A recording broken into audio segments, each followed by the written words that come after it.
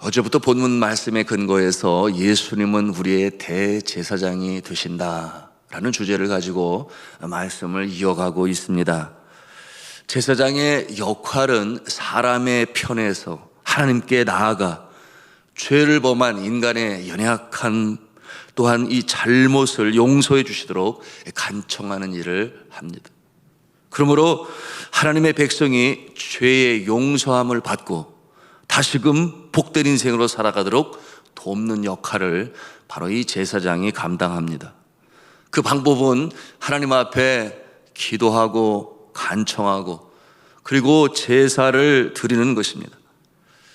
여러분, 구약 시대에 이와 같은 모습으로 제사를 드리는 모습은 5가지 방법이 있었어요. 첫째는 속죄제라고 그랬습니다. 무의식적인 범죄 또는 부정함과 허물을 사함받기 위해서 드리는 제사를 속죄제라 그러는데요. 이 제물은 정결한 짐승에서부터 시작하여 또한 곡식에 이르기까지 죄의 정도와 그리고 이 제사를 드리는 자의 경제적인 삶의 형편에 따라서 다양하게 드립니다. 그 결과는 무엇인가요? 하나님으로부터 용서함을 받아요. 그래서 관계가 다시금 회복되어지는 그와 같은 제사를 속죄제라고 그랬습니다. 그런가 하면은 속건제라는 것이 있으니 이 속건제는 이웃에게 잘못한 것, 그것을 가지고 주님 앞에 나아가 용서를 구하게 되는 것인데요. 제사장의 지시에 따라서 하나님께만 용서를 구하는 것이 아니라 이웃에게 그만한 대가로 다시금 보상을 해 주어야 돼요. 그러니 이 하나님 앞에서 뿐만 아니라 이웃과의 관계가 다시금 회복이 되는 그와 같은 모습으로서의 제사인 것입니다. 세 번째는 화목제라 그랬어요. 여러분이 화목제는 하나님과의 이 화평을 이루고 특별한 이 친교를 간절히 바라는 마음으로 드리는 이 제사가 화목제입니다. 특징은 그 드려진 제물의 일부분을 다시금 돌려받아요. 왜 돌려받겠습니까? 하나님 사랑, 이웃 사랑. 그래서 그 돌려받은 제물을 가지고 가족과 함께 또는 이웃들과 함께 같이 나눠 먹어요. 그러니 얼마나 또 그 분위기가 화기애애하겠습니까? 여러분, 이 화목제가 가장 우리에게는 친근하고 또 좋은 그 모습일지 모르겠어요.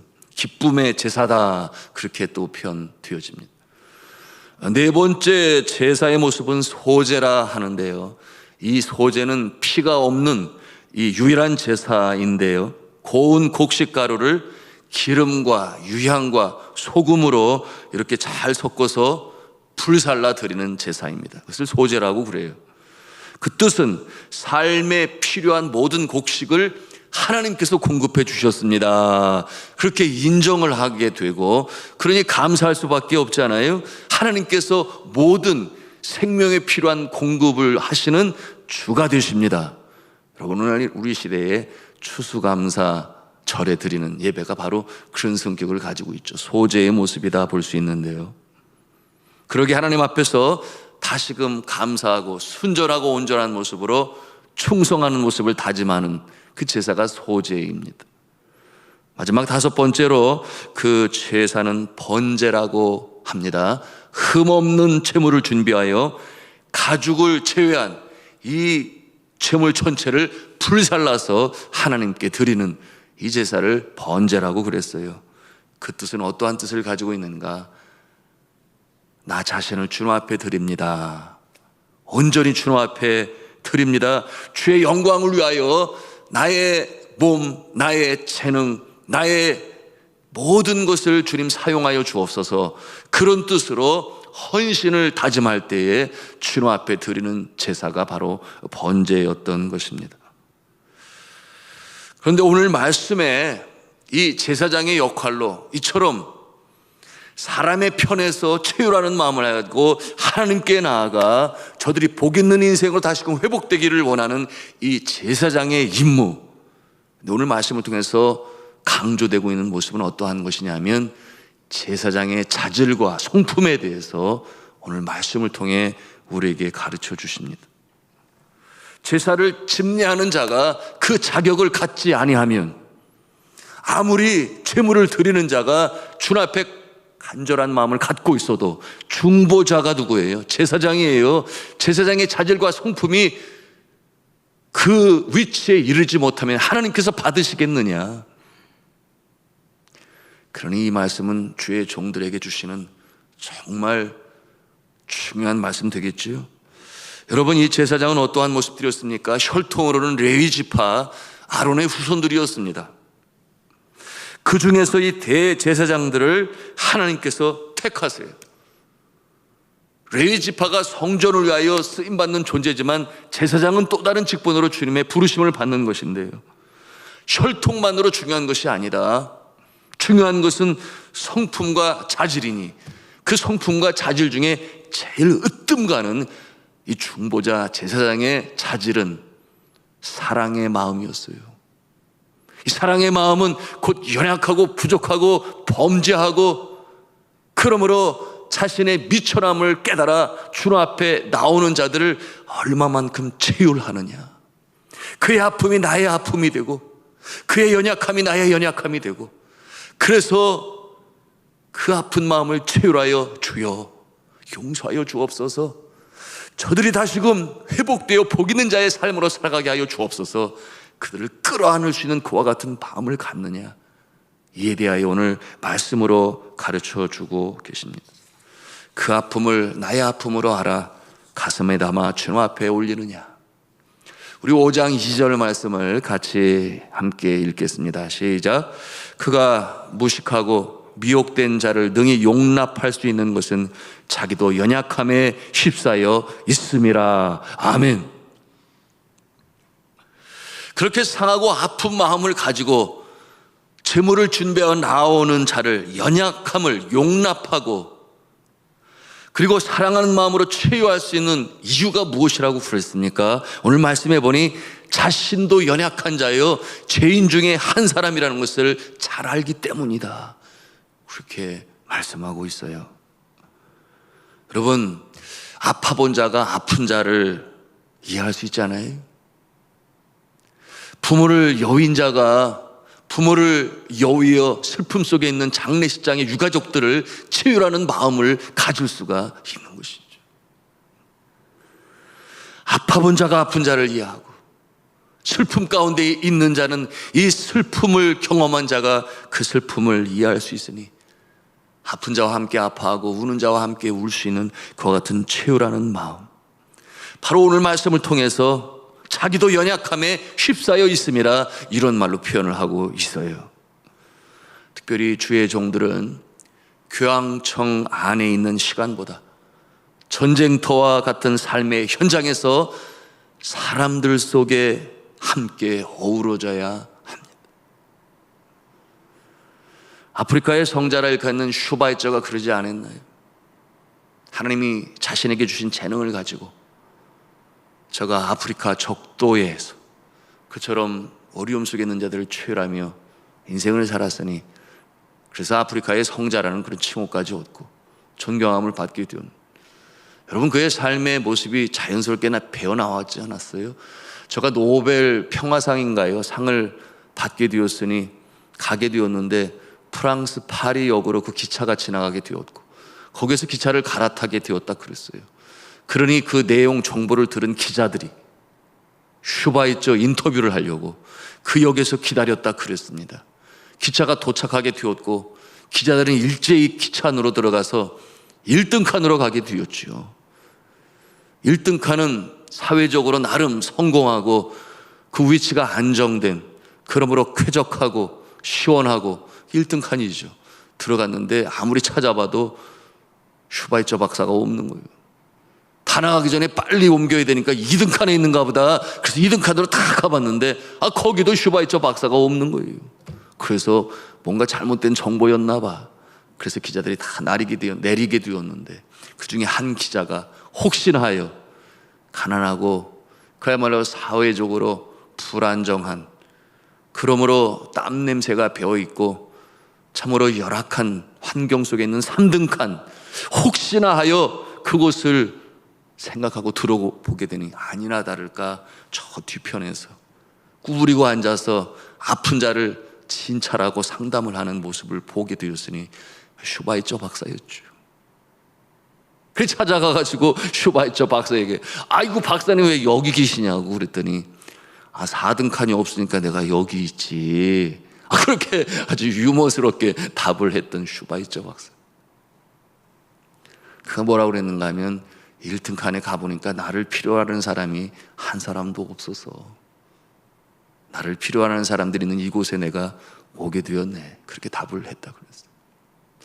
여러분, 죽어가는 사람들을 끝까지 보살펴주기 위하여 마더 테레사는 그들 가운데 함께했고, 그런가 하면은 장기려 박사님 여러분 들어보셨나요? 청십자 보험을 시작하시고 어렵고 힘든 자들, 그들을 진료하던 중에 치료비가 없음을 알고 몰래 뒷문을 열어주었던 장기려 박사님. 그런가 하면은 수술을 해야 되는데 치료비가 없어서 자신의 봉급에서 제하라고 그래서 바로 수술로 들어갔던 이 장기려 박사님의 그 아름다운 모습은 오늘날도 모든 의사들의 존경하는 모습으로 기억되고 있습니다. 바로 이와 같은 모습들이 이처럼 함께 최후라고 어려움 속에 기꺼이 함께 하기를 했던 그와 같은 삶으로 살아갔던 모습들입니다. 그렇다고 해서 저들이 우쭐하고 교만했었나요? 그렇지 않지요. 그와 같은 모습은 그와 같은 일들로 일관하지 못합니다. 잠시 쇼맨십으로 할지는 모르겠어요. 언제고 인간의 연약함, 또한 자신의 연약함을 알고 있었는데요. 이와 같은 내용이 이제 3절 말씀의 모습이에요. 우리 3절 말씀 같이 읽겠습니다. 시작.